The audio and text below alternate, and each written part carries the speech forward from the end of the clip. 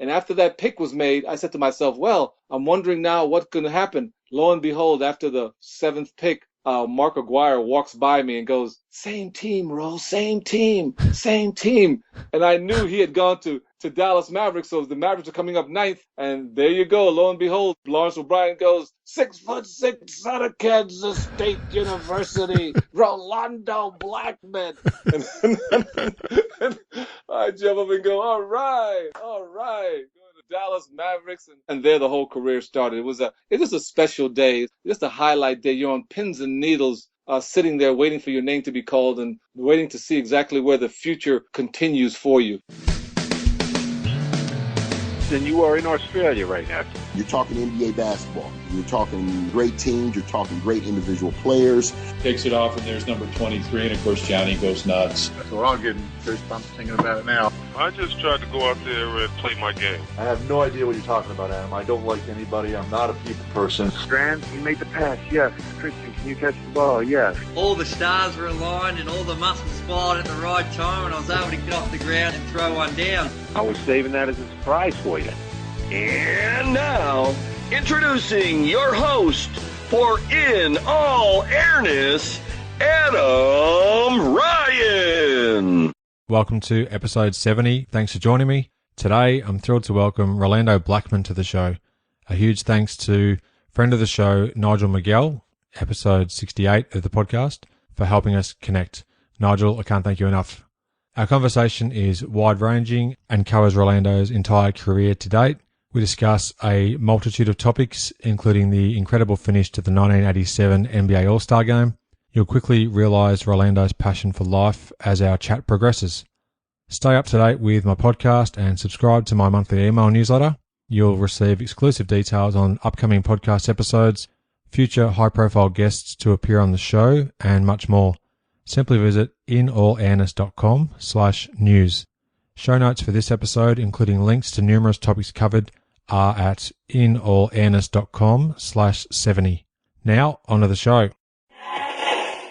My guest today, as a young boy, moved from Panama to New York. He became a legend at Kansas State University and played 13 NBA seasons. 4 times he was named an All-Star. He's been ingrained with the sport of basketball since his early years in Brooklyn. Rolando Blackman, thanks for joining me. Oh boy, Adam, glad to be here with you. I'm really excited to chat with you today. I mentioned just before we got recording, I'd first of all love to just thank a friend of the show, Nigel Miguel, my guest on episode 68 of the podcast, and he very kindly helped us connect today, so thank you to Nigel for that. Similar to his journey, Rolando, you were born in Central America. What memories do you have from your childhood in Panama City? Well, the biggest things I had was, of course, having the opportunity to play a lot of soccer, running around, going to school, hanging with my parents, simply because it was a time when I was a very young boy. I mean, I came to the United States when I was 8 years old, but the important factor with that is that I spent a lot of time in Panama trying to understand a little bit more about my language, hablando un poquito de español con las personas que es cerca de mí, and coming to the United States and really learning and applying myself. But I had a great family that I remember, and also a great opportunity for my family sending me up to the United States on a student visa to come and learn.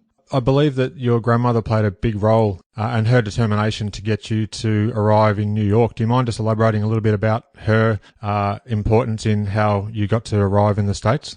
Well, it's a fantastic thing because my grandmother has 7 kids, and like anything else, in 1959, I think the year I was born, she emigrated to the United States. And as time went on, each of her kids would come into the United States at the time to start a new life, getting an opportunity to be able to put themselves forth in this new nation that was consistently growing. And coming from Panama, all of us knew that this was the place. And my time came in 1967. At the age of 5, she petitioned for me to get a student visa from the government in Panama, and it came through when I was 8 years old. And that's who I stayed with when I was in Brooklyn, East Flatbush in New York City. She was living there, working as a nurse. I would live with her for 3 years before my parents would come into the United States from Panama. But I had to go to remedial reading classes in the morning because I would come into the country speaking a little bit of English, pero hablando mucho español cada día con las personas que están con me. And I was speaking Spanish most of the time. And the thing about it was that the school systems at that time, along with my grandmother, helping me to learn this new language, understanding what was going on with this new country that I was in. And it was an awfully tumultuous time. The late 60s with Martin Luther King and Robert Kennedy and all the things that were happening with Malcolm X, all the things that were going on and all the civil rights movements that were happening during that time. But I knew that I was there on a student visa. I knew that I was there, go to school, and I had great love and great care and a great focus because she laid it on me to make sure that I understood why I was in this country to further and be the very best that I could be and utilizing the system that was there to move me forward. That's fantastic. I can only really imagine the experience that you must have gone through to adapt to a new country, particularly having to learn the nuances of the English language. How did you sort of go in your early school years? I guess you had multilingual teachers, or where did you first pick up the English language after repeated use?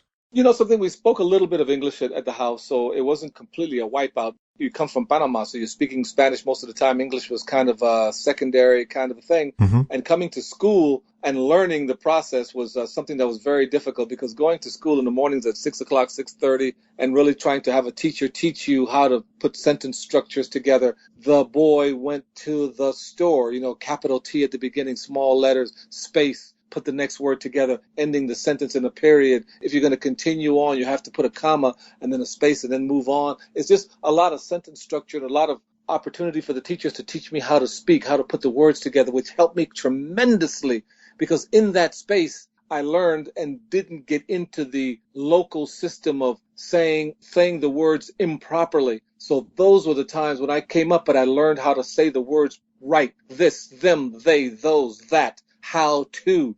No street slang was put into my verbiage. So I really got an advantage there early on in learning and really applying myself. And also coming home with my grandmother, she put me in front of the TV to watch Walter Cronkite at the 6 o'clock news. Okay.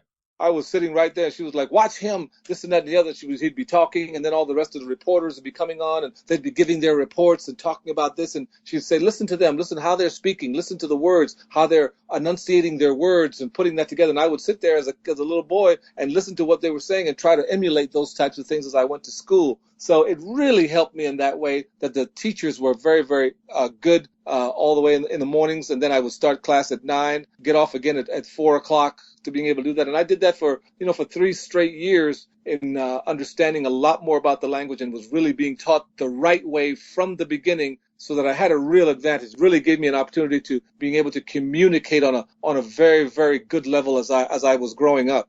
That's fantastic. Now, you mentioned the cultural landscape at the time. In terms of the sporting landscape, you did mention briefly how you played soccer. Was that your first sporting love? Well, the soccer was a lot of fun, because that's exactly what was being played in Panama. All the kids would play that in the schoolyard. We'd play that at school. We'd kick the ball around all the time. I didn't even know anything about too much basketball at all, because we had all the people playing out of Brazil and people playing out of Mexico and people playing out of España. When you'd come home and put on a little TV, you'd see those leagues play, and those leagues always showed the soccer. So coming up to the United States was something that I knew how to play from when I was 4 years old, to kick that ball around and get those things going. But my goodness, Adam, I came into New York City where no one was playing any soccer, and that's for sure. So I spent 2 years in the schoolyards, literally, and on the streets, kicking the ball around as the lonely kid over there in the corner, kicking the ball around by myself. Wow. Because no one was playing. I would look up, and all the kids were doing this strange thing. They were bouncing the ball in their hands, and they were shooting the ball into this little tiny basket, and they were blasting it around. I was looking around, so strange this game is. What is this game? So, it was a strange thing that after 2 years I had to walk over to the courts and see what it was all about. Tremendous. I love hearing the sort of backstory behind a player's rise to ultimate greatness, really. So you mentioned that after about 2 years or so, basketball became more and more on your radar. Who were maybe a couple of key people, or was there a key person that helped you hone your skills in Brooklyn? Oh, definitely. Brooklyn, New York was something very, very special. But I really had the chance, and I really had the opportunity to try to get into the park. And I was always there by myself, putting myself into a place where I could not learn how to play. I couldn't play the game. I was the kid, Adam, that would walk into the park and would try to play the game and really have the opportunity to grab the ball. And when kids would come over to me, I was the kid, Adam, that was running with the ball to an open space. And then I would dribble. And then they would come to me again, and I would run to another open space. And then everybody would say, "Oh man, you can't play. You stink. You suck. Oh man, give me that ball. Get off the court. Get off the court. Go sit down over there." and I wouldn't know what they were talking about. I was like, man, get out of here. You can't play. And like anything else, after a week or so or two, I wouldn't play with anybody. And then my grandmother got me a ball, and my mom was there at the time, got me a ball. I would walk into the park, they'd snatch my ball, say, give me that ball. Go sit down over there. You're not playing no ball. You're not a baller. Matter of fact, you don't even speak English well. What are you doing? What? They look at me like, oh, you got your hair. You look like African American. What are you? Are you Spanish? English? Wow. It was that kind of a environment in which I would be sounding Spanish, but had the English coming on. I couldn't play the game. But the important factor was that I went there every day. But the guy who helped me one day when I went to the park one day, my mentor by the name of Ted Gustus. Right. And Ted Gustus was special because he pulled me from behind that fence one day as I was looking around. He just came and asked me if I wanted to play, and he brought me around to the park where he had his little special program of 8 baskets. And on the 8th basket were kids like me who couldn't play, who were throwing it over the rim, throwing it over the place. But I tell you, though, with the teaching that came every day, I immersed myself in that whole situation. He was there as a teacher. He was there feeding the hunger of me wanting to get better, and as well as other kids wanting to get better. And he was there just feeding, and we were there just playing. You know, by the time I grew up from when I was 10 years old all the way throughout the time, it was a special time that by the time I was 16, 17 years old, I was playing at the number 1 basket, one of the best players in the city. So it was a crazy rise, but it was something that I was ravenous about. That's just fantastic to hear. I love the backstory behind going up to higher levels. Now, in terms of your high school basketball career, I've learnt that you attended William E. Grady Career and Technical High School in New York. Yes. How did you go in terms of high school basketball, and what was your team like at that stage? How did they sort of progress as those years went on? Adam, I don't want to laugh, but let me tell you something. I want to make sure people understand that if you don't have passion, if you don't have focus, if you don't have the internal fire pit within yourself to being able to compete, that you will not make it. When you get to the stage and you get to the competitive level, you must burn for what you're doing, especially when you're in athletics. You don't have to show it, but the internal cauldron must be there. And I can tell you that when I was learning and before I got to high school, that I went out to practice in the 7th grade. I went out to try out for the team, got cut, went out to the 8th grade tryout, got cut, thought I was ready, Adam. I thought I was ready in the 9th grade and got cut again. Oh, wow. I had the worst 9th grade I can remember. I spent it in a fog of depression going through school. I can't even remember my 9th grade, but I can also remember that after that year that I kept playing. It was a solace for me just to keep playing, keep learning, keep getting better. Left hand, right hand, spin, move, shooting the basketball, learning the game, backdoor cut, bounce pass, over the head pass, baseball, learning everything that I possibly could because I was in pain and burning to wanting to make it. By the time I got to the 10th grade, which I started Grady High School, I went to a gym class and the teacher saw me playing, the gym coach saw me playing and gave me a tryout book to come in. When I got to tryout, he told me, no, get over there, go sit down. You're already on the team. So I was like, oh my goodness, I'm already on the team. Okay, so I sat and watched tryouts, but that was for the JV team, Adam. 10th grade, I was on the JV team in 10th grade in high school. That's where it all started as far as that's concerned. By that time, the whole JV team, after that year from the JV team, moved up to the varsity team because all the varsity players were seniors that year. All of us moved up, and we spent the 3 years together. My JV team was my high school team, my junior year, which flourished that year in Grady High School, flourished that year, was recognized as one of the best in the city at the end of that year. And then, of course, my senior year, where I was first team all-city, all New York City, one of the best players in New York City at that time. So it just goes to show that the burn and the people behind you are the people that can make it happen for you if your input is to being able to listen and to focus and to being able to never give up on anything, because I could have given up easily any one of those years that I got cut. And of course, you know, you're in Brooklyn, New York, so you get beat down with the verbiage of you stink, you suck, you're not a baller, you can't play, what? You get cut every year. I can remember all those taunts, but also I can remember that those are the things that fuel me when I get on the court, that fueled me even when I got to being a professional, that was in my mind all the time to prove each and every time.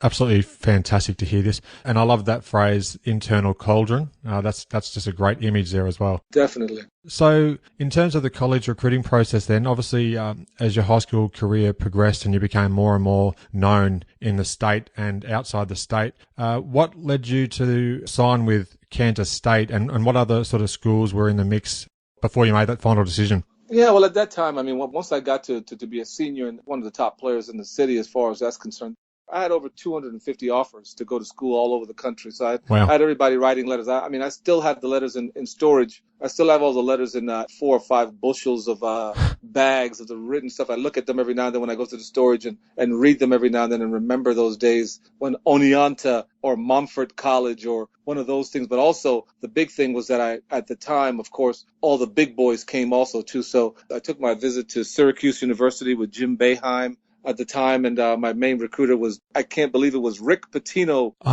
was one of his assistants at that time. Okay. When I was a senior going into my recruiting, Jim Boeheim's the head coach. Rick Pitino was one of his assistants. And then I also went over to Marquette University, where the great Al McGuire was, and I visited there. I visited a school that big Robert Parrish went to. I visited a school, Centenary College. They played the only independent schedule in the country, and they had 2 coaches from Brooklyn at the same time that knew my coach. I went to visit there. But when I got to Kansas State University, that was something very special because I had known that this coach, Jack Hartman, also coached the great Walt Frazier at Southern Illinois Salukis. And then he came to Kansas State, and Walt Frazier, of course, went on to be a great New York Knickerbocker. So I knew that he coached Walt, and at the time he was coaching a great All-American player by the name of Mike Evans, who played like 10 years of professional basketball, and he was an All-American and fast player. And the year before, he had coached a great player by the name of Chucky Williams. Both of them were known as the Purple Pop Guns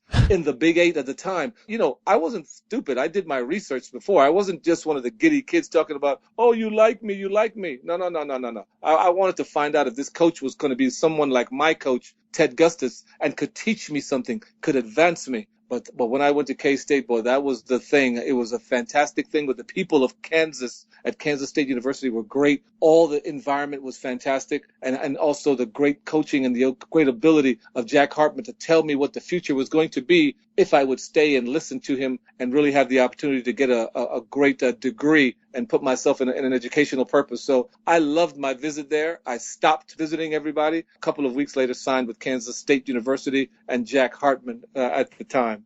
At Kansas State, you played 3 seasons with another friend of the show, Ed Neely. Ed, who was in episode 65 of my show. I asked Ed at that time to talk about your impact on him, and it's only fitting that I ask you to return the favour. Do you mind just talking a little bit about being college teammates with Ed Neely? What was great about Eddie was that he was a very reserved player as far as his boisterousness on the court and the way he carried himself, but he carried a big stick because he was such a fantastic rebounder and a guy that could shoot the basketball. He was one of those forwards that under the boards there was no one that could stay with him. He's getting those rebounds, and he's also a guy that can pick and pop. You could pop the basketball to him. He could shoot the basketball, set great screens, and was very cerebral with the game. So he brought not only a nature of force, but he's also brought the skills, which was very, very important. His big man could never stay under the bucket to get in any guard's way because Ed could shoot the basketball from 20 feet outside and hit. So it was a fantastic combination of the interior that he could play in boarding, setting great screens, and also hitting shots and making those passes. So it was a big impact on our basketball teams of when we were juniors and seniors, his sophomore, his junior year, and my junior and senior years, where he was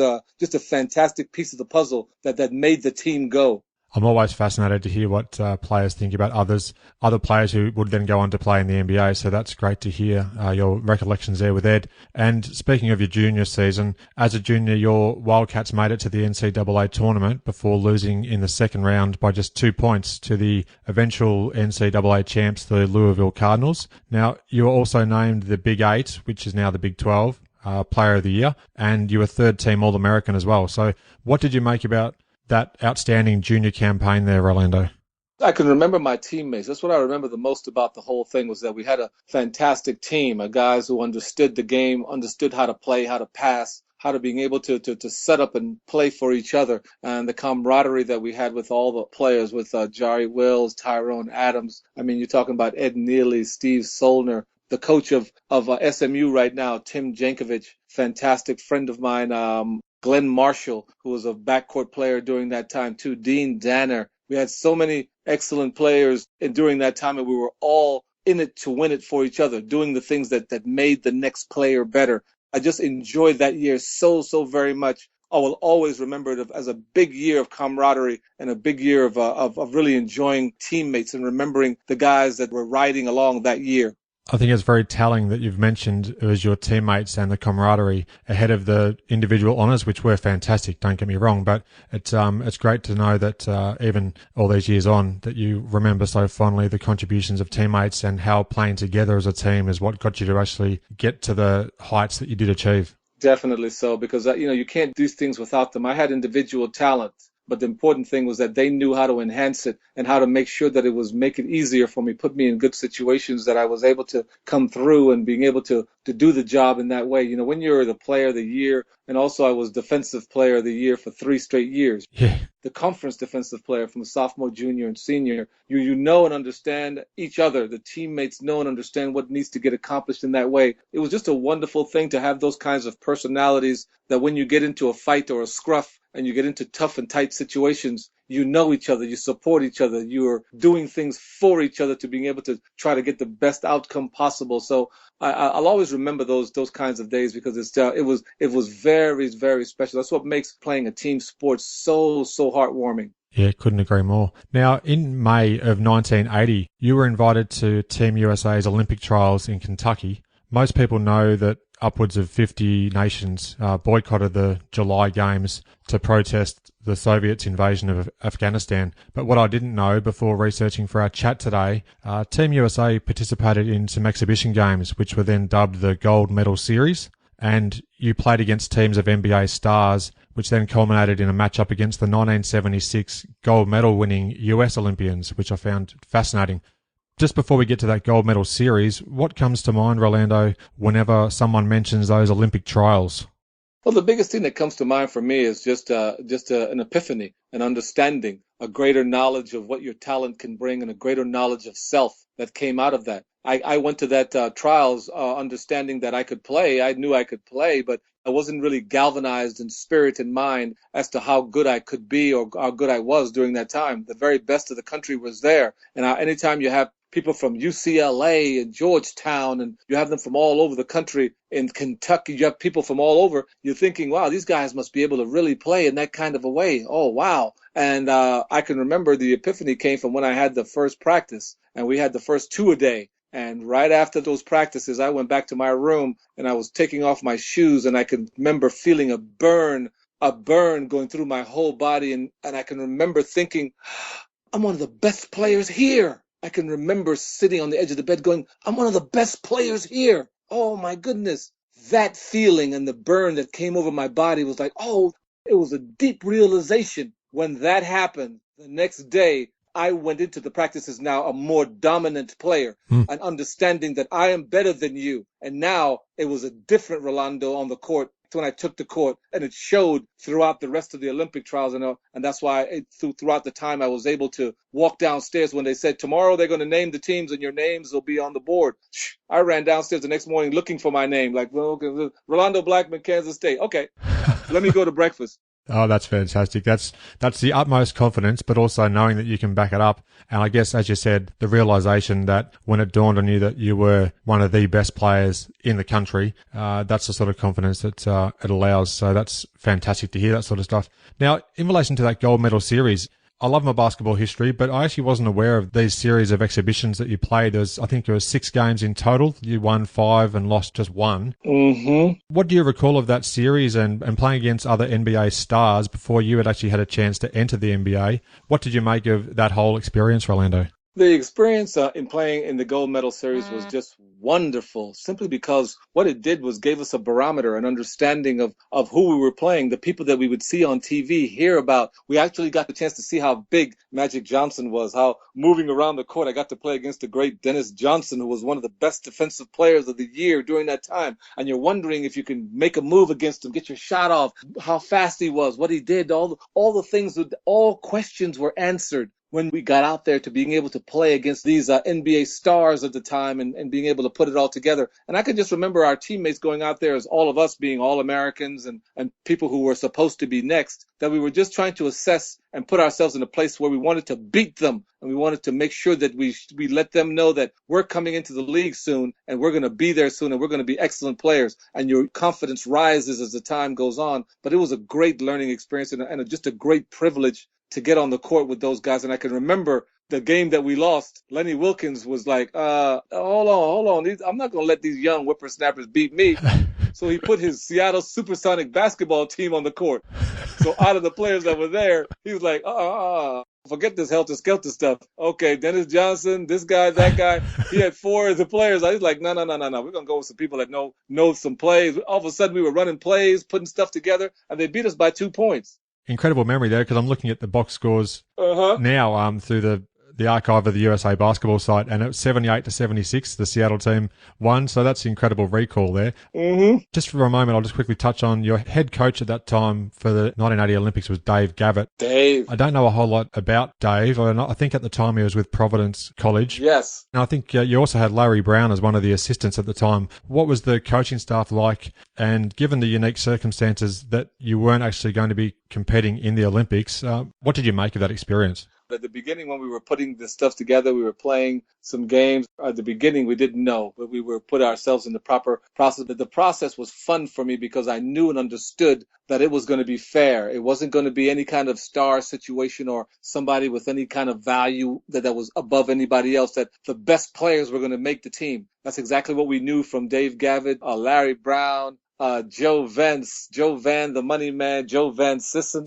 was one of the coaches and being able to put those things together. So we always remembered that every time we stepped on the court, that it was going to be a merit-based situation. So that really put everybody in on what was going on. But as the time went on, you find your name on the roster. And then all of a sudden after that, we went to Colorado to find out who was going to be the starters. And then we had the 2-week beatdown of all the team members now playing against each other to see now who was going to start. And I was so very proud to come out as the starting shooting guard for the 1980 Olympic basketball team. That I talk about it today because it's a proud moment to be a starting guard on your country's national team, which is a big deal for me. It was special, very, very special at the time. So that was the main factor. Without doubt there. And sadly, it's somewhat overlooked, the 1980 Olympic team, because you didn't actually participate in the games themselves, but you had some outstanding players who are part of that roster. So you mentioned that 2-week beatdown where you're playing against each other. Do you mind just sharing a couple of stories perhaps, or even just who are some of the players that really stood out and you thought that you'd be having battles with for many years to come? A few of which were actually future teammates too. Oh, of course. I mean, when we talk about the 2 weeks that were there, you always have to talk about the point guard position where you had Darnell Valentine going up against Isaiah Thomas of Indiana. And it was what a battle. I mean, what a battle when you talk about that kind of a thing. And, of course, Alton Lister was one of the centers and then had to go up against Kentucky's Sam Bowie. I mean, when Sam Bowie was young and that kind of stuff, could shoot the basketball, could jump and touch the top of the backboard. When he jumped, he could touch the top of the backboard. You're talking about a youthful guy that could play the game so very well. You're talking about Mark Aguirre, who ended up being my teammate, just a wonderful player. Post-ups, shooting the basketball, passing, basketball IQ that was tops and that kind of stuff, going up against Michael Brooks out of LaSalle, playing the game in that way also, too. I mean, you had Rodney McCray. You had so many players and people that could put the ball in the hole as far as that's concerned. Danny Vrains. We had Bill Hanslick, who were guys who would work so daggone hard to being able to play the game that it was such a great team effort every time we'd get out there. And these guys were pouring it on each and every time we'd get out on the floor. It was a special time, as well as how sad it was for all of us how sad, how deeply heartfelt it was for us, the pain. I can't explain to you how it is when you find out, for a political base, that you're being sacrificed for a political means of what a country wanted to do. And you know and understand where things lie when you're being used in that way for things that are happening somewhere else. You use the sport to make a point with another country because you're trying to do something because of a political situation, and you understand where you lie, where a president and a Congress use the Olympics, to make their point because the Russians are in Afghanistan. I mean, you can't use anything else except for the Olympics. I mean, the Olympics only come around once every 4 years to be your very best in that essence. And for us, basketball, we had a career to move forward. But we had a thing at the White House when we went over there after they boycotted and all the kinds of things that are happening. And I can remember so many people crying and so many people disappointed. People in the track team that were at their best at that time could run the splits in a certain amount of time that was world class, gold medal winning times. And they knew that 4 years later they wouldn't be. Yeah. They understood that. All the swimmers, people who were doing the boxing, people who were shooting, archery, all kinds of different things. You could see the people knew and understood that this is my time. This is my time. And it was all taken away. And I today don't agree with it, don't like it, and don't think that it was a good situation at all. But the idea of having to use sports for that kind of a thing, I think it's just a bad move. And I think the important factor with that is that it goes and destroys a lot of lives. The Russians still stayed in Afghanistan after that too. So it wasn't like they left. So it was a tough situation because it hurt in the next Olympics in 1984. The Russians didn't come to LA. And then you had all these people winning gold medals when at the time the Russians were very fast, very good in many, many ways. So it kind of helps diminish the things that go on. And sport has no business in being used for political reasons. So that's my opinion. I think it's a perfectly expressed opinion as well. I've always been curious about what a person would have thought who was actually a member of that 1980 team. So it's just absolutely fascinating to hear it all these years on. So I really thank you for being so open and honest as well too with that, Rolando. Now, just going back to your senior season, because this all happened before your senior season at Kansas State. You hit a buzzer-beating second-round game winner in the NCAA tournament, which helped your Wildcats go deep into the tournament, and you ultimately made it through to the Elite Eight in 1981. I'm sure you've been asked this question time and time again, and I'm sure about the 1987 All-Star game, which we'll get to a bit later. But do you mind setting up that final game-winning shot for us and the moments that followed? What people have to know and understand is that when you take a final shot and you're the person that's supposed to get the ball at the end, it's all up to the teammates and also the coaches. Before those kinds of plays happen, our coaches would take us throughout the whole year. And I can tell you, we were just completely upset after every practice. We'd have to go over that very setup. Last second shot, a minute to go, we're holding the ball for the last shot. We'd go over it. We were so sick and tired of doing that time and time again. And I can tell you that it's worth everything when all of a sudden it's the last 2 minutes and the coach goes, okay, we're going to go to the four corners. Rolando, you're going to come and get the ball with 10 seconds to go, and then you're going to do your thing, one-on-one to the middle or one-on-one to the right side. Get a good shot up for us, bro, and we'll bring it on home. When he said that, all I did was like, thank God, because the play, all of us knew it like the back of our hands because all the times before we had already thrown the ball out of bounds 50 times. We had already kicked it off our legs. We've already missed 100 shots. We've already made all the mistakes that we've made, and we've already ran this play to perfection time and time and time and time again. And here it is where we need it, and we need it now.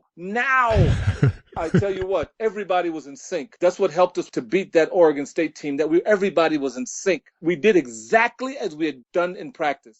Get the ball side to side. I stayed on the opposite side and come to the middle, take the basketball over on the right side and go one-on-one with the seconds to go. And that's exactly what I was able to do, just like in practice. Same thing, I'd rise above the defense and have the relationship with just my eyes on the rim and put the ball in a full circle into that hole you see, Ro. Put it in there. And that's exactly what happened. Boom, hit it, run back on defense. And that's exactly what happened. I thank my coaches, Jack Hartman, for whipping us into shape for that play.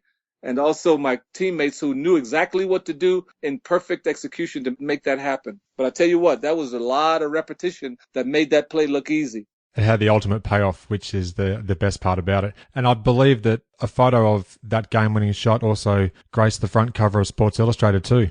Oh, it did, and it was a special thing for all of us at Kansas State University. I always keep a picture of that next to my bed, so I'm going to look at it while I talk to you about it right now.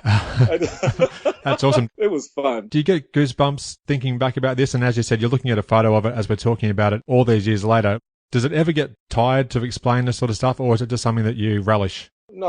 It never gets tired because it's the moment of truth. It's the moment of truth comes up, and many times you're in these situations. You don't want to break. You don't want to crack. You don't want to lose your focus. You don't want to all of a sudden jump up here and miss the shot or have this thing roll out of bounds. I mean, it was a special time, and I just loved the way that the Sports Illustrated put it all together. I've always loved the way they highlighted Kansas State with the purple border of Sports Illustrated. And of course, we had those purple uniforms where everybody hated our uniforms, and we just absolutely loved them. A two-tone purple colors. And as we were going through, also too, my teammate and roommate at the time, Tim Jankovic, is on the cover over here too. He was the backup shooter that just in case I couldn't get the shot off, I was supposed to get him the basketball. We always have fun looking at this picture all the time, both of us, and I always tell him, get out of my shot. I wasn't going to pass you the ball anyway. and we just have a good time with it because it was a special time. You know, it was just a special time that we all shared, and everybody did everything. When you look back at the tape, everybody did everything exactly the way they were supposed to. Tim came around just in case I got caught with this double team that was he came around to be the open person, the next pass that if I got in trouble to make the pass. But you know, it was just a special situation where they put that the mighty have fallen. You know what I mean? The mighty have fallen, and you got me with my young legs jumping so high. I looked up here like, oh my goodness, I'm jumping up there like that, no pain. I try that now. I'd break my ankles coming back down. You know, so it's just crazy how in youth you can do so many great things. It was just a special time for me and for Kansas State University because they had it in purple, and it was just a great time in beating that Oregon State team. Yeah, this is phenomenal just to take a trip down memory lane, and I'm glad that you don't tire of talking about it because this show wouldn't exist without people who want to chat about their careers, so it's fantastic in that regard too. Now, on that same date, it's widely agreed that your game winner, along with US Reed and John Smith, who also had same-day buzzer beaters, you pretty much solidified the term March Madness, which we all know in this day and age, of course, is such an incredible time for college basketball. So have you ever had a chance to speak with those guys in the years since that happened and reminisce about what actually took place on that particular special day? Oh, yes. I spoke to some of the guys from Chicago who lost that game against St. Joe's, of course. You're talking about that. That was Mark Aguirre's team. That was Mark Aguirre's team, DePaul against St. Joe's, and they just got shocked out of the whole situation all the way around. And in many years, I would talk to Louisville, of course, and they were trying to come back and do their job again and be able to put the ball in the hole. And here comes US Reed. You know, US Reed puts that ball up and all of a sudden makes the shot, and it's like, okay, you're out of the tournament, and it's all gone. It was just a special day. As each game they would show, it would be boom St. Joe's, boom Kansas State, boom this and that and the other. It was just an electrifying day for college basketball and for the fans of college basketball on that day. I was glad to share that day with some of the other players who made it a special time for their teammates as well as their universities. Absolutely. Now, you left college with averages of just over 15 points a game, 5 rebounds, and almost 3 assists a contest as well. And this leads us up to the 1981 NBA draft, which took place in New York on June the 9th. And the Dallas Mavericks selected you with pick number 9 overall. Now, from what I understand, you attended the draft, and your soon-to-be teammate, Mark Aguirre, would be picked number 1 by the Mavericks as well. What are your draft day memories in particular, Rolando? The big draft day memories for me was just a little bit of nervousness because I didn't know and understand exactly where I would go. I thought I'd had a chance to go, and I know Atlanta feels very bad that day also too with the things that they're trying to get accomplished because at the time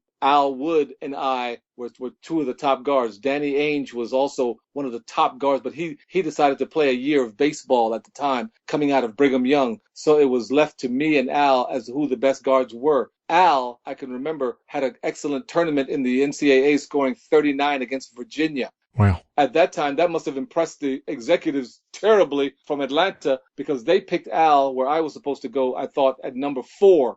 So they picked Al Wood. And after that pick was made, I said to myself, well, I'm wondering now what's going to happen. Lo and behold, after the 7th pick, Mark Aguirre walks by me and goes, same team, Ro, same team. And I knew he had gone to to Dallas Mavericks. So the Mavericks are coming up ninth, and there you go. Lo and behold, Lawrence O'Brien goes 6'6" son of Kansas State University, Rolando Blackman.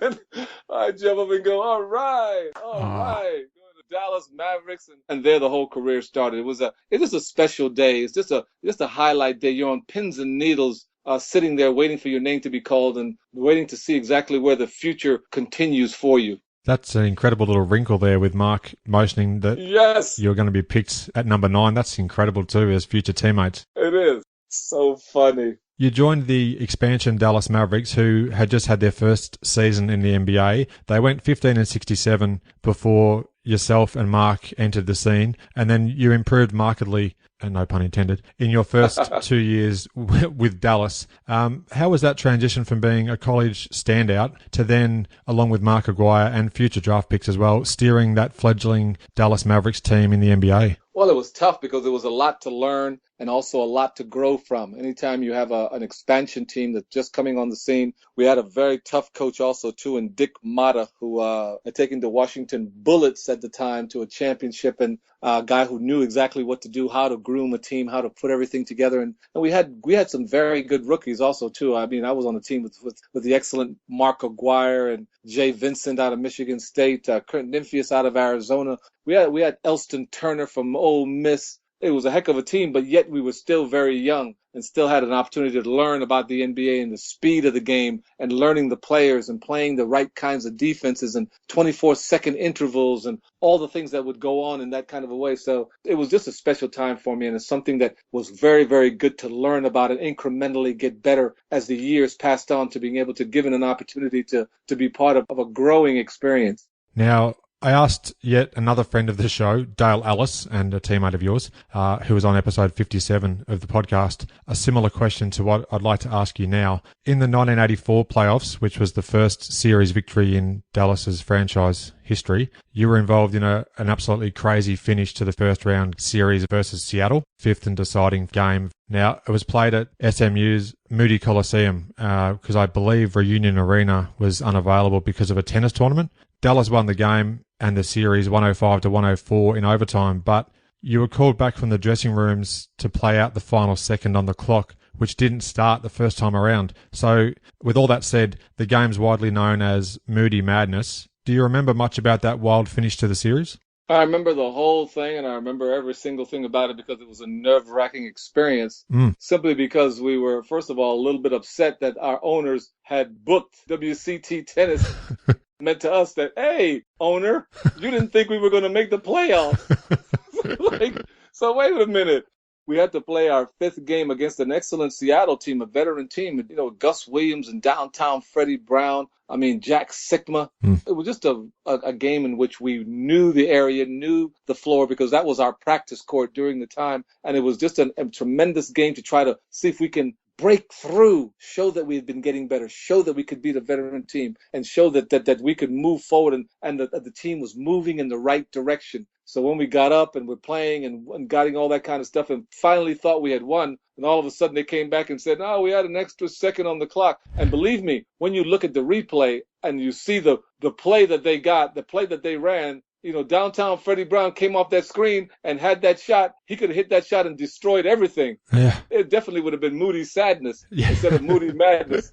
I'm glad it didn't go down, and we won the game, and we're able to boost ourselves and move ourselves mentally forward as an organization to feel like, hey, we're doing better, good things are happening, we're going in the right direction. So it really, really helped us to win that fifth game and win the series. And you were down 2-1 in the series as well and upset the Sonics in Game 4 at the Kingdome to actually force that deciding Game 5, which I guess not only as a defining game in the franchise's history to that point, the fans that were at that game, the Moody Madness game, there was only about 9,000 fans that could fit into the arena, wasn't there? Exactly, because we couldn't play in our normal Reunion Arena And I can remember that day being nervous. And when I say nervous, I mean nervous energy to get going and to find out what the scenario was going to be like. Because we played little exhibition games in there, fun games, but not the meaningful piece. In other words, we were not going to be in our home court with our crazy fans at Reunion Arena. We were going to be somewhere very, very different. So for us, it was just kind of nerve-wracking a little bit, but something that we had to concentrate on because we knew we had been on these floors before, used it really to our advantage. Yeah, fantastic. Now, amongst all your on-court achievements, your passion for the game and more widely, as evidenced by our chat today, life in general, was perhaps best demonstrated during the 1987 NBA All-Star Game at Seattle's Kingdome. Now, in the final 3 seconds of the fourth quarter, down by 2 points, you drove to the hoop as Hall of Famers, no less, Larry Bird, Julius Erving, Isaiah Thomas and Michael Jordan all tried to stop you.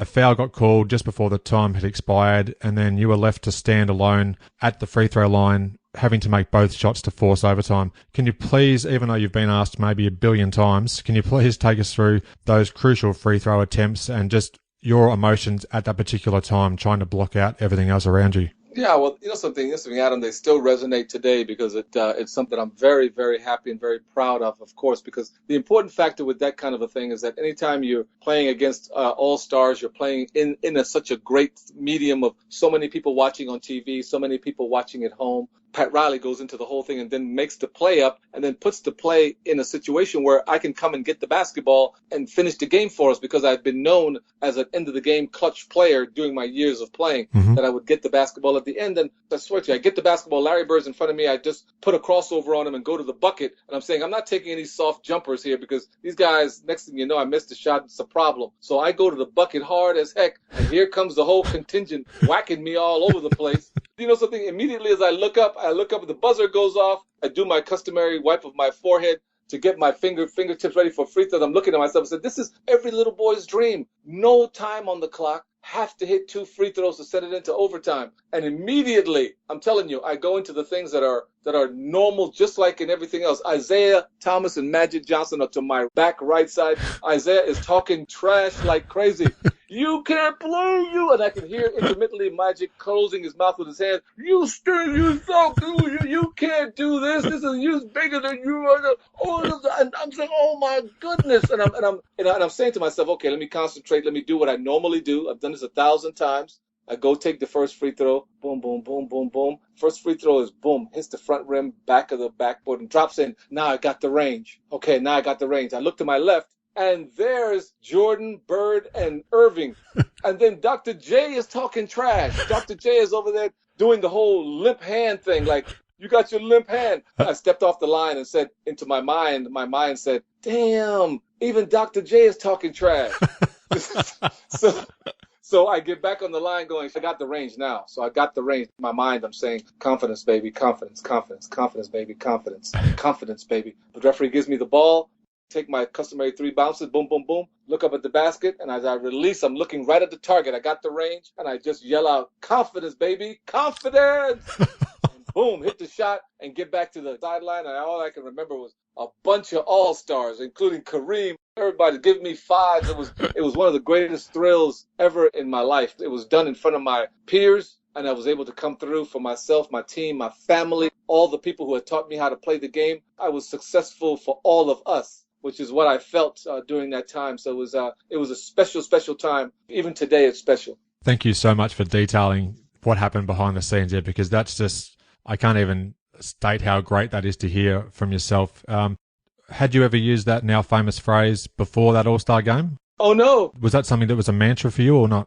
Not at all. Not a mantra. It was just something that I had to think of to get into the mode that you needed to be in. Mm-hmm. If you think about it, it's a lot of pressure if you let it get out of the hand, because your body starts to do the things that normally goes on. Your palms start to get sweaty. You can feel your heart rate start to increase. You have to calm those things down, and you have to do the things you did in practice over and over and over again, telling yourself, I'm calling on it now. I'm calling on you. These are the things that I know that I can do. I'm calling on you. Confidence, baby. Confidence. Confidence. Confidence, baby. You're saying that to yourself. Confidence. Hey, confidence. Lock in. Got the ball. 1, 2, 3. Boom. And then you take on. But it's something that I couldn't imagine missing, though, because I think I would have died probably if I would have gone to the locker room. I'd have been dead. I'd have been finished to it, because I couldn't have lived the rest of the time having everybody tell me, Oh, man, you're the guy who missed those free throws in 87. Adam, that would have killed me. I mean, I probably would have died of a heart attack. I was like, good grief, I'd have been so disappointed. But it turned out the way I planned it, and it turned out the way that it was supposed to turn out, because it was a lot of hard work to go into that, and a lot of people helping and being able to set the stage for that kind of a thing, too. It wasn't just me. It was a lot of good work, good hard work with a lot of folks behind it. So I was very, very happy to come through in that time. It's just extraordinary to hear you talk about it. I just get chills even thinking about it. And with the CBS telecast of the game, they show a replay of you, a real good close-up of you as you're shooting the basketball. The camera still stays on your face. You see yourself mouthing confidence, baby, confidence. And just the amount of passion that you exuded at that time, I can't even begin to imagine how great that must have felt. It felt super, because you just have a lot of pressure, but you're trying to do the things and stay contained, which is the hardest part of the whole thing. That's why people lose themselves when the time comes, because you can't stay contained and put yourself in a position to do what you've done in practice. Do what you've done in practice. But the same type of execution that's required right now. So it was it was very, very special, especially on that big a stage when you're talking about having a chance to hit some shots that was going to change the value of the game and allowed us to come back and win the game in that All-Star game, which is one of the special times in my life. Yeah, I think you won by 5 points in the overtime session, 154-149. Definitely so. And you finished the game, which is actually overlooked somewhat. You finished the game with 29 points in only 22 minutes of play, which is a fantastic effort. And this is back in the 1980s, where the All-Star games were an absolute event. Not so much these days, perhaps, but back then everybody tried their absolute hardest, and the camaraderie, I think, was just completely different to what we see these days. Very much so. No, it's very different competition at that time, for sure. Tom Chambers, who played for the hometown Sonics, he took home the MVP honours with 34 points, and he actually was named to the team as a replacement for the injured Ralph Sampson. But you had a stellar performance, of course, to force overtime and had 29 points of your own. And we're still talking about the game. It's a 30th anniversary just next year, so it's incredible to think it was that long ago. I was happy for Tom also, too, because Tom played some ball. He was balling. He and Magic were going through that pick and roll, and he was hitting shots from outside, put back rebounds. He was hooping. So when the end of the game came and they didn't tap me on the shoulder, I tell you what, other people felt bad. I didn't feel bad at all. I felt great because Tom played some ball. He played some basketball and earned the 34 points and really did a great job to be named the MVP. So I was happy for him as far as all of that's concerned. We won the game, and it was a special part. I raised my hands too. That's for sure. Yeah, definitely did. Now, you're a 4-time All-Star, so that 1987 Classic, it capped off a run of 3 straight All-Star nods. You were also an All-Star in 1990, but I'd love to just quickly touch on the 86 All-Star game because it was played on your home floor, the Reunion Arena in Dallas. How special was that as the Mavericks' sole representative on court? I tell you what, it was special for me. It was really a special time to be an All-Star at home and being part of the whole fabric of the All-Star situation too. But I will tell you one thing, I wanted like crazy for there to be another backup point guard, because at the time Magic Johnson started as the point guard and I came in to play the 2 guard, but at certain points in the game Pat Riley said, Ro, you play the point. So I played the point guard position during that time when I wanted to shoot the ball. I wanted to shoot the ball. We ended up losing the game. We ended up losing the game on the home court, but the important thing was that I felt like I was a little bit out of the positioning of what I wanted to do, because being put in that position, I wanted to pass the ball a little bit more. I mean, I had 8 assists that game as far as all that's concerned, and 12 points, 8 assists, but I surely am telling you, I wanted to pump more jumpers up and put that kind of a thing, but I felt an obligation, since he put me at the point guard position, to pass the basketball. So I was a little bit compromised in that game, as I can remember it, as far as that's concerned. I wasn't just pure Rolando that game, playing the game of basketball. That's fantastic. I love to hear that sort of stuff. So thanks for opening up about that one. Your 1988 Mavericks squad, which was coached by John McLeod, who replaced Dick Motta, you were probably best poised at that stage to challenge for a spot in the NBA Finals. You took on the defending champion LA Lakers and went to 7 games in the Western Conference Finals. Now, in the years prior, and it's been documented on different video releases and whatnot, you've had some great battles with the Lakers, which set up the excellent Western Conference Finals showdown. Can you please just reflect a little bit on that rivalry with LA, which culminated in that 88 Western Conference Finals? Yes, I can always talk about Los Angeles because it was our greatest challenge all throughout the time, to being able to grow and to being able to try to surmount the challenge that this team presented. And throughout the time, we would always have our eye on this team. If we wanted to do something special, we know that we'd always have to get by and get past this doggone Laker basketball team, which I tell you what, we never got past them. And the important factor is to know that in that 7-game series in which we went to the 7th game, we did our best. We did our best. In the 7th game, we weren't there without Mark Aguirre, who hurt his hand and couldn't play for a great period of time during that basketball game. But I can tell you that I didn't feel regretful or anything like that, simply because when you're talking about trying to play against a big 6'9" point guard in Magic Johnson, one of the greatest strike potential guards in all historic times. I mean, 6'9" coming at you with every pass in the book that he could make and the things that he could do as a great playmaker. Byron Scott right next to him, shooting the basketball from outside, could hit threes, go to the bucket, and dunk the basketball. I mean, you're talking about the great James Worthy as one of the forwards with that kind of a thing too. The cleanup man, which was Rambis, who was taking advantage of every help, every loose ball, every situation going on there, and knew how to pass and move and play the game. Then at the end of the whole puzzle, when they would get in trouble or they just wanted a basket that could not be contested, you just get the ball over to Kareem Abdul-Jabbar. Just take these shots that all you could do is have your mouth open, because all you could do is try to block out the best you possibly can to see if that beautiful sky hook would be going down or not, because there was nobody who could stop it. So it was a special situation. And I don't want to be remiss and not mention the great name of Michael Cooper, Bob McAdoo coming off the bench. Oh, ridiculously good players, and made up that Laker contingent that was just tough to beat. We gave and poured our hearts out to try to get over that too, but they were just a fantastic team of the decade during that time anyway. Oh yeah, for sure. Hall of Fame team, and as you mentioned, even the role players, and I say that with respect, they were fantastic in their own right as well. So it all culminated for them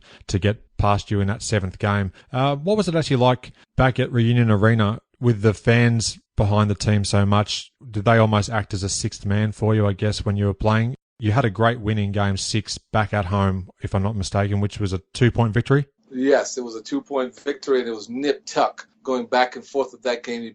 The ability to make plays and to really have the opportunity to have our fans behind us who were just tremendous in our total growth. Right from the beginning, the whole city and the fan base coming to the games were a part of the team, a part of our growth, and a part of what we expected when we got on the floor, which was to have a very, very tough, strong performances, but also we would do it together, which was a special situation all the way around. And we always knew that being at Reunion Arena, it was always crazily loud. And of course, many teams use that music now, a little bit louder now, a little bit louder now. The name of the song is Shout. And the guy would go off and on, yay. You know what I mean? Shout a little bit louder now, shout a little bit louder now, shout. And the whole crowd would be just going crazy. It was a fun time and an exciting time coming to the league and to be a part of something so very special in that way.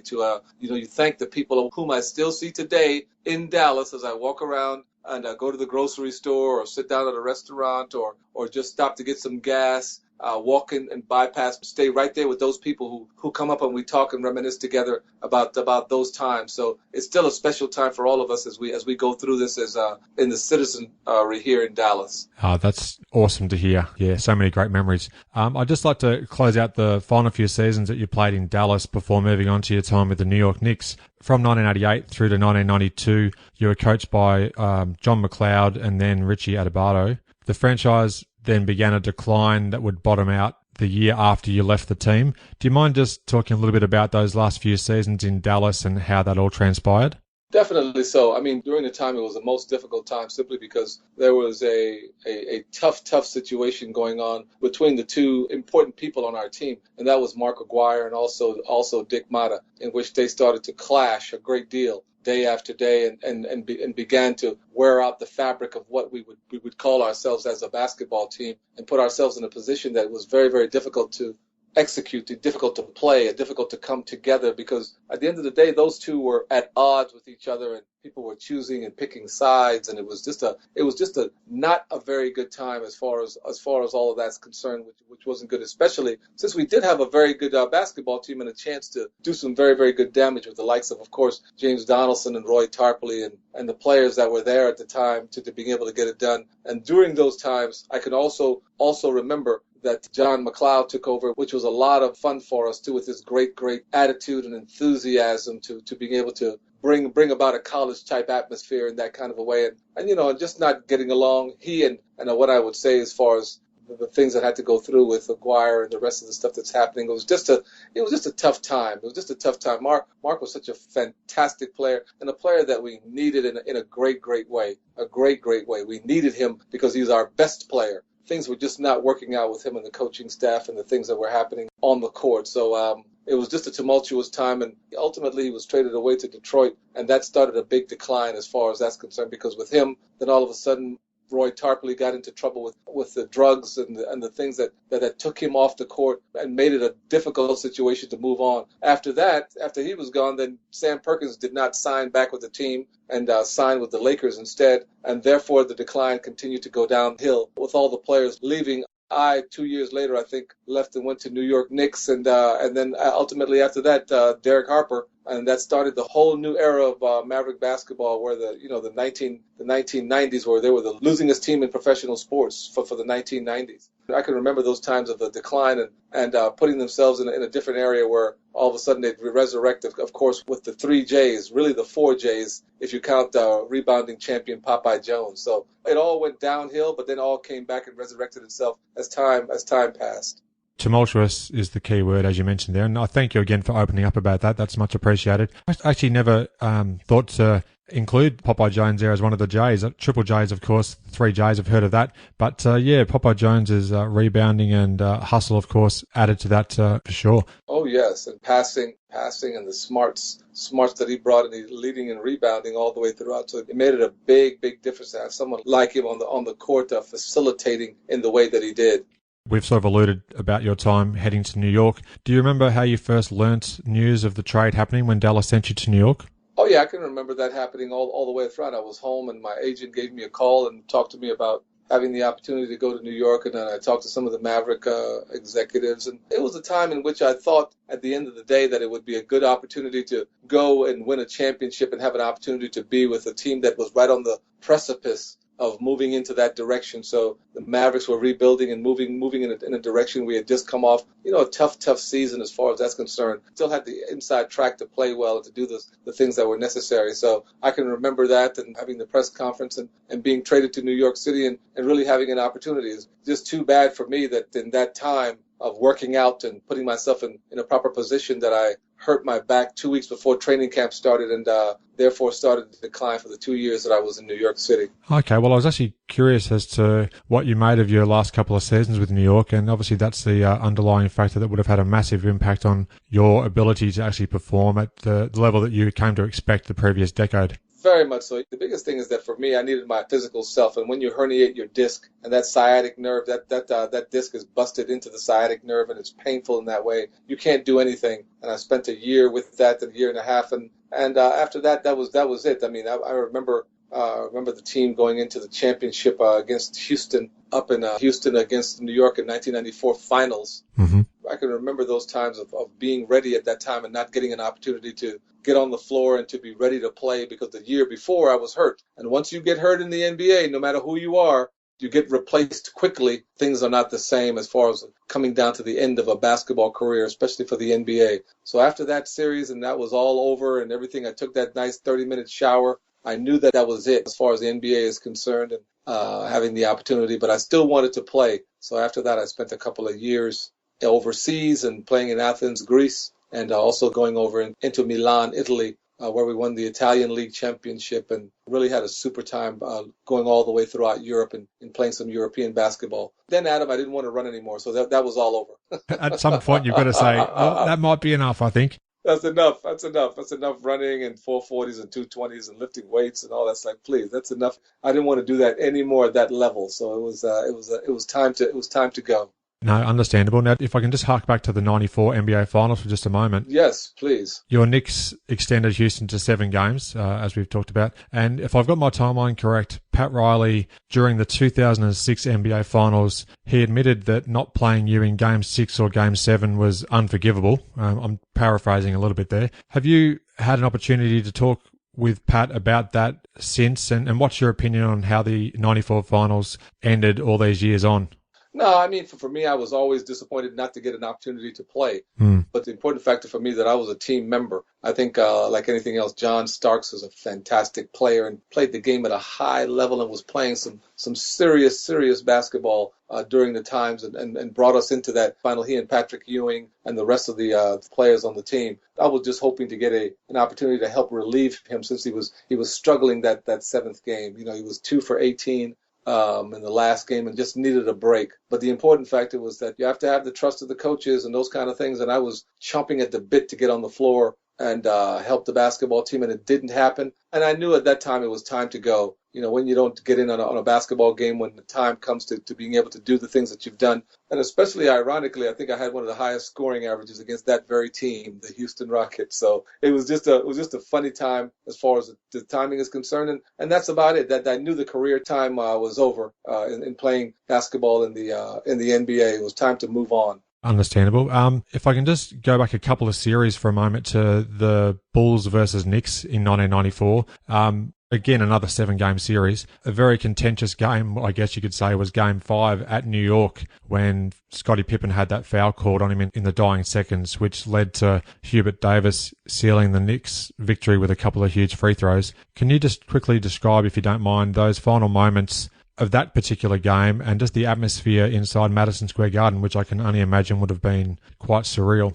Oh, definitely. And when you're playing against the Bulls, it was always a crazy time at Bulls against New York. And this time they didn't have Michael Jordan at the time. Yeah. And I can remember going back and forth and how tough and tight the series was because these two teams really hated each other. And of course the coaches hated each other literally as far as who they were, and championship coaches wanting to win and putting that together, and Scottie Pippen and everything like that too. But at the end of the day, what happened in that last play, as far as that's concerned, you know, some people think it wasn't a foul, it was a foul, whatever the situation was, that we got the good break. That's what we got. We got the good break, got the good call, and all of a sudden Hubert was up there and had the chance to seal it, and we moved on. So when you get those types of things, you're lucky to be on the good side of those types of things and allow us to put ourselves moving forward and continue to play the game. For sure. Now, just moving on to your post-playing career, just a few more questions if you don't mind. You've been very generous with your time. I can't thank you enough. In the early 2000s, you were a player development coach for the Dallas Mavericks.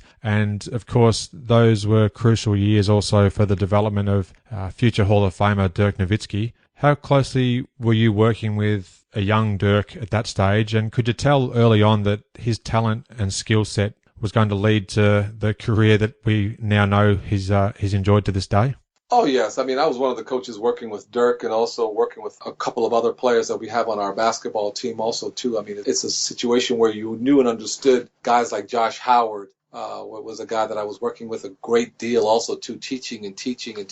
Josh made it to become an all-star in that kind of a way. We had an excellent basketball staff that would put up what we needed to put up. But when you saw the things that Dirk Nowitzki would do, he had his coach, Holger Gushwinda, who he would work with during the summer times, and it would come up during the time. But even during our staff in which we would have an opportunity to see this guy work, it was just a special situation that goes unchanged even all the way through till today, in the times that he works and the opportunity that he puts together and the skills that he works on each and every time he comes to a practice and is able to advance his game and stay with such great longevity, even today, to working with his 18th season that he's playing the game in. So when you get a chance to do those kinds of things, you understand about the player, but you understand how fantastically skilled he is also, too, to being able to do that. And you see why, with the time that he spends and the time that he spends on working and building his skills. It was a special time for me also, too, because at that time I was in excellent, great shape, and I used to play with the players, against the players, and, all right, and still had an opportunity to get on the floor, which was a lot of fun for me also. It was a lot of fun for me, too. So it was just a great time of development, but also a great time of participation and trying to show and getting everybody to understand what it took to be able to really get better and how hard you had to work. Did you just let your game do the talking when you played in those scrimmages against the current day players, or was there a little bit of talk back and forwards? No. It was talk for sure. The fun part about the whole thing is that they're very good, and also you're good also too, because I'm older, but I could still play. It was a lot of fun. It was a lot of fun also too. You get to the trash talk inside, but I think anytime you're older coach and those kind of things, and that way I can remember Nelly always telling me, "Stop beating the players. We're supposed to be teaching them. Don't beat them." Like, okay, Nelly, if that's the case, I won't play anymore. So I stopped playing.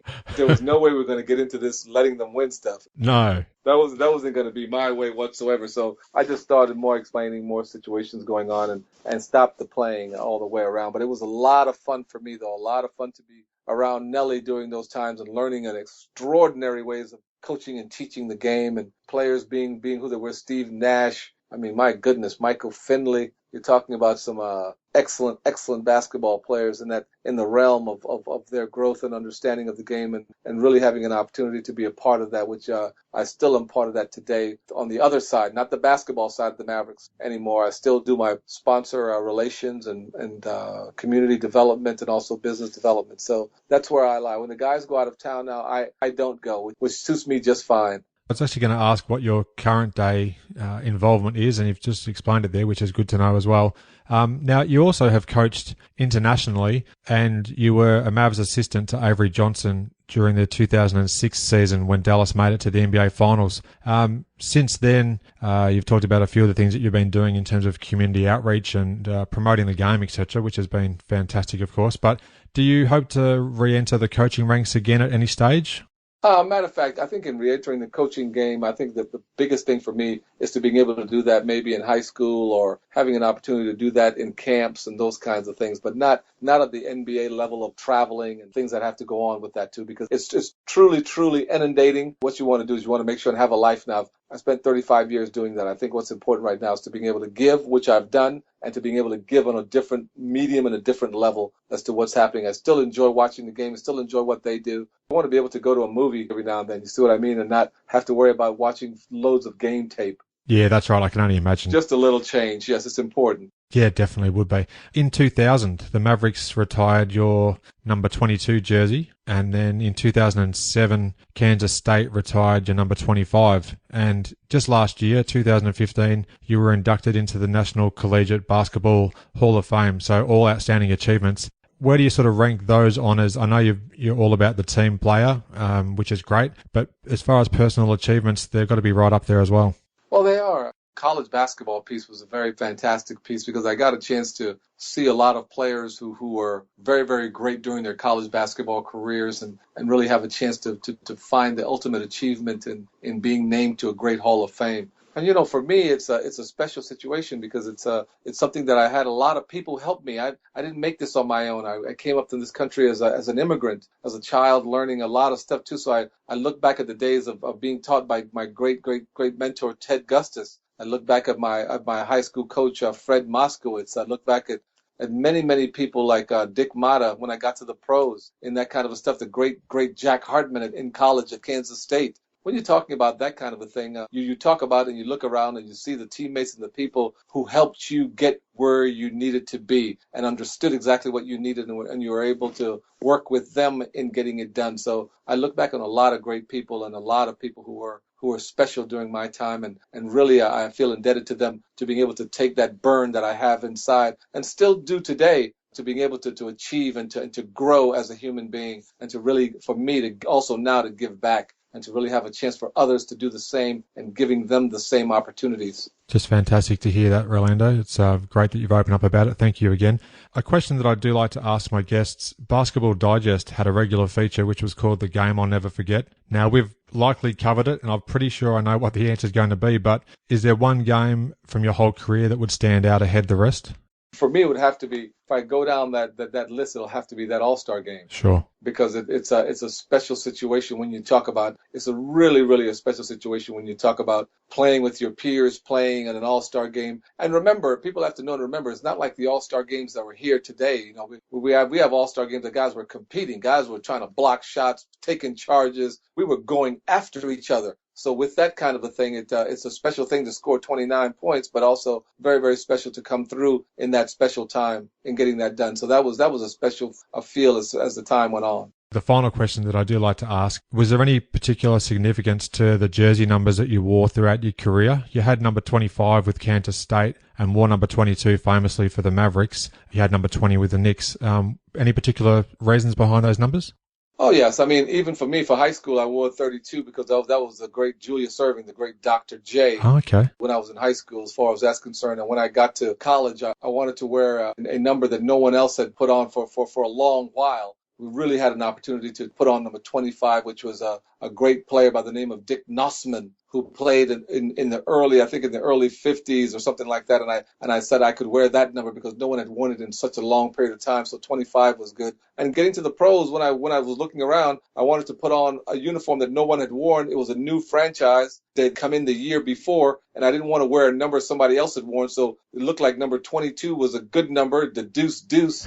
So I said that was something special. So I got that number. It was carried all the way throughout. It was special for me to being able to wear that number and be the first and only player to wear it for our Dallas Mavericks franchise, too. In New York, of course, I couldn't take number 22 because that was the great Dave DeBusschere, and his number was hanging in the rafters. So I had to drop down to 20, which was for me, just a generic number for the time. It ended up being something that I had just put on and wore because I couldn't get the great number 22. Well, I love to hear the background behind a player's choice, and usually there are significant moments behind it, and that's no exception as well. So thanks again. Now, Rolando, it's been an absolute pleasure and an honour to have you on the show. I can't thank you enough for being available to chat for this amount of time, and I just wish you all the best in the future, and I hope that we can do this again sometime down the line. Definitely so, Adam. You take good care of yourself, too. I hope and pray that I get a chance to see you and meet you. I've never been to Australia, so I've got to come and see you face to face. And when I get down there, I'll be able to enjoy that and see that great country also, too. So thank you very much, and thank all your fans, and look forward to great things in the future. Thank you very much. That's awesome. Thanks a lot. Thanks for listening. I welcome your interaction with the show. Suggest topics or guests you want to hear conversations with. Leave a voicemail. Simply visit inallairness.com/voice. Click Start Recording. Leave a message and press stop. You can even listen back before submitting. Press send and you're done. Worldwide, the show currently has 57 reviews, 54 on iTunes and 3 on Stitcher. Thanks for your continued support. If you add a review, I'd love to read it out on a future episode of the show. As I like to say, your ratings and reviews are one of the best ways to support the podcast. If you enjoy the show, please do tell your basketball-loving friends about it. Word-of-mouth recommendations are definitely worth their weight in gold. You can subscribe to my show in various ways. iTunes, inallairness.com/review. Add it to your Stitcher playlist, inallairness.com/Stitcher. You can also subscribe on Pocket Casts, Player FM, Overcast, TuneIn Radio, other podcatchers, and of course via the Podcasts app on your iOS device of choice. Thanks for listening. I hope you enjoyed the show, and share my web address with your friends and colleagues, inallairness.com. Check out the podcast archive for plenty more episodes with high-profile guests. Follow me on Twitter @inallairness. Please add your like to the show's social hub, facebook.com/inallairness. Join me next time for another edition of the show.